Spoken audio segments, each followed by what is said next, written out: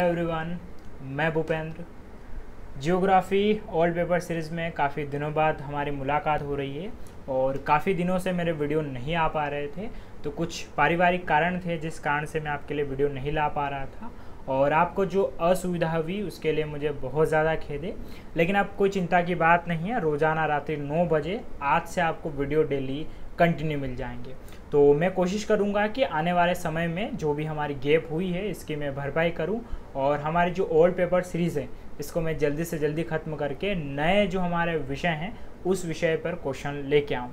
काफ़ी ज़्यादा इसका रिस्पांस अच्छा मिला है और बहुत सारे बच्चों ने मुझे पर्सनली कहा भी था कि सर वीडियो क्यों नहीं आ पा रहे थे, तो मैंने फिर उनको व्यक्तिगत कारण बताया। हालात कुछ ऐसे थे कि मैं सार्वजनिक रूप से नहीं बता सकता था। खैर कोई दिक्कत नहीं है, हम आज से वापस से वीडियो कंटिन्यू करने वाले हैं। तो आज का हमारा जो प्रश्न है वो है, भारत में बाढ़ प्रभावित क्षेत्रों का वर्णन कीजिए। यहाँ पर हम चर्चा कर रहे हैं 2018 के 6 और 5th मार्कर की, जहाँ पर हमें प्रश्नों के उत्तर लिखने होते हैं 100 या 50 शब्दों में। प्रश्न बड़ा अच्छा है कि ये अभी तक अगर आप देखेंगे इस प्रश्न को तो ये प्रश्न हमारे पास 2 एरिया में कवर होता है, आपदा प्रबंधन में भी और भूगोल में भी आता है।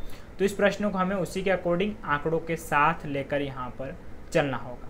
चलिए तो फिर शुरुआत करते हैं। यहाँ पर पहले हम इसे लिखेंगे 100 शब्दों में, फिर देन मैं आपको बताऊंगा कि इसे 50 शब्दों में भी कैसे लिखा जा सकता है। तो यहाँ पर सबसे पहले हम एक भूमिका लिखेंगे कि बाढ़ प्रायः मानसून काल में घटित होने वाली घटनाएं हैं जो नदी में अत्यधिक जल भराव के कारण होती हैं। इसके अतिरिक्त नदियों का संकीर्ण होना, मार्ग परिवर्तन, बादल फटना ये भी प्रमुख कारण हैं। तो यहाँ पर हमने एक भूमिका के रूप में बता दिया है कि बाढ़ किस प्रकार से आती है। तो स्वाभाविक सी बात है, अगर आपको कुछ चीज़ें पता हो उसके बावजूद भी अगर आप उसे बेहतरीन तरीके से लिखेंगे तो स्वाभाविक सी बात है आपको जो मिलने वाली मार्किंग है उसके नंबर बढ़ जाएंगे। हमेशा की तरह जो मैं कहता आया हूँ कि आपको एक अच्छा सा मैप बनाना लगभग अब तो आ जाना चाहिए। तो यहाँ पर हम एक प्यारा सा भारत का मैप बनाएंगे जिसमें जो इलाके खासकर बाढ़ प्रभावित है वो बताएंगे हम। तो जैसे कि ये वाला जो इलाका है यहाँ से यहाँ तक का ये वाला क्षेत्र जो बाढ़ प्रभावित है। देन इसके अलावा यहाँ वाला क्षेत्र ये थोड़ा गुजरात में कच्छ का तटीय क्षेत्र हो गया। देन इसके अलावा यहाँ पर जो खासकर नदियों के डेल्टा हैं, ये जो भारत के तटीय क्षेत्र है खासकर जहाँ पर बाढ़ आती है उसको हमने यहाँ पर क्या कर दिया है, डिनोट कर दिया है।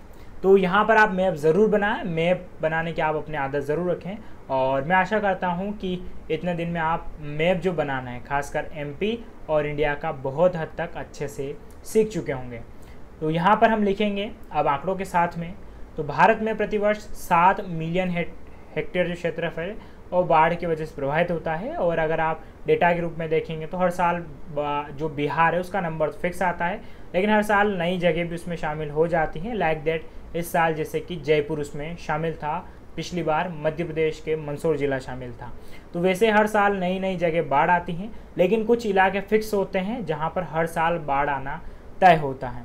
तो इन सब को मिलाकर कितना हेक्टेयर क्षेत्रफल प्रभावित होता है, तो वह 7 मिलियन हेक्टेयर क्षेत्रफल। अगर हम यहाँ पर क्या करेंगे कि इनको अलग अलग क्षेत्रों में हम बांटेंगे, अत्यधिक प्रभावित, मध्यम प्रभावित और न्यूनतम प्रभावित वाला।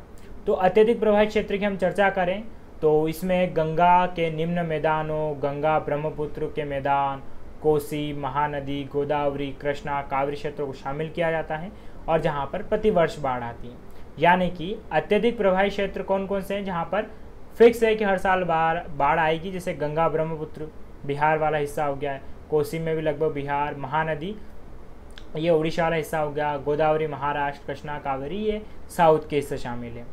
देन उसके अलावा अगर हम बात करें मध्यम प्रभावित क्षेत्र, तो मध्यम प्रभावित क्षेत्र कौन कौन से हैं, तो वे क्षेत्र जिसमें भारत के लगभग सभी क्षेत्र शामिल है और जहाँ पर 3 से 5 वर्षों में बाढ़ आ जाती हैं। तो यहाँ पर हम इन क्षेत्रों को बता नहीं सकते हैं क्योंकि फाइनल नहीं है। जैसे मैंने आपको बताया है मंदसौर हो गया है, पिछले कभी जब जो जयपुर है उसका नाम आता है, तो कभी चेन्नई का, तो कभी जम्मू कश्मीर का, ये वे हिस्से हो जाते हैं।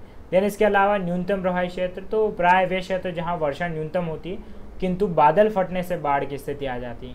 तो ये प्राय जो उत्तराखंड, हिमाचल प्रदेश ऐसे क्षेत्रों में होता है जहाँ पर बादल फटने की घटना आप देखते हैं उन क्षेत्रों में।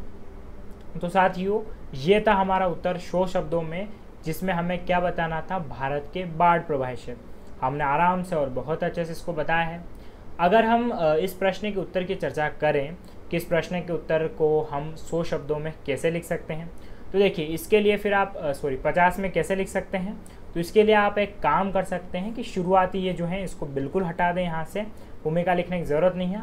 मैप आप ज़रूर डिनोट करें, मैप वर्ड में काउंट नहीं होता है। देन इसके अलावा अगर आप यहाँ पर सीधा सा एक डायग्राम बना के बता सकते हैं कि जो भारत हैं उसमें मुख्यतः 3 प्रभावित क्षेत्र हैं, ऐसा यहाँ पर 3 क्षेत्र बता दें, अत्यधिक, मध्यम और न्यूनतम। बस उसके बाद ये जो डायरेक्ट लिखा है अगर आप इतना भी लिख देंगे तो ये पूरा का पूरा आपका क्या होगा, 50 शब्दों में यहाँ पर उत्तर पूरा हो जाएगा। कहाँ से, अत्यधिक से लगाकर ये जो न्यूनतम वाला क्षेत्र है यहाँ तक अगर आप लिखते हैं। चले साथियों, तो बहुत दिनों बाद हमारी मुलाकात हुई और आशा करता हूँ कि आप मुझे समझ पाए होंगे, मेरे उत्तर को भी और मुझे भी। इसी के साथ हमारी सीरीज़ कंटिन्यू रहेगी और जैसा मेरा आपसे वादा था कि 2018 मतलब यानी कि 14 से लगा कर 18 तक के सारे पेपर मैं आपको कंप्लीट करवाऊंगा, बाकायदा करवाएंगे। और अगर आप पुराने प्रश्न पत्रों के उत्तर चाहते हैं तो ज्योग्राफी ओल्ड पेपर सीरीज़ की प्लेलिस्ट है, उसे जाकर ज़रूर देखिएगा। देन इसके अलावा हमारा पेड कोर्स भी अवेलेबल है, डेमो वीडियोज़ आप ज़रूर देखिएगा। चले साथियों, तो आज का हमारा वीडियो यहीं समाप्त होता है। आप सभी का धन्यवाद।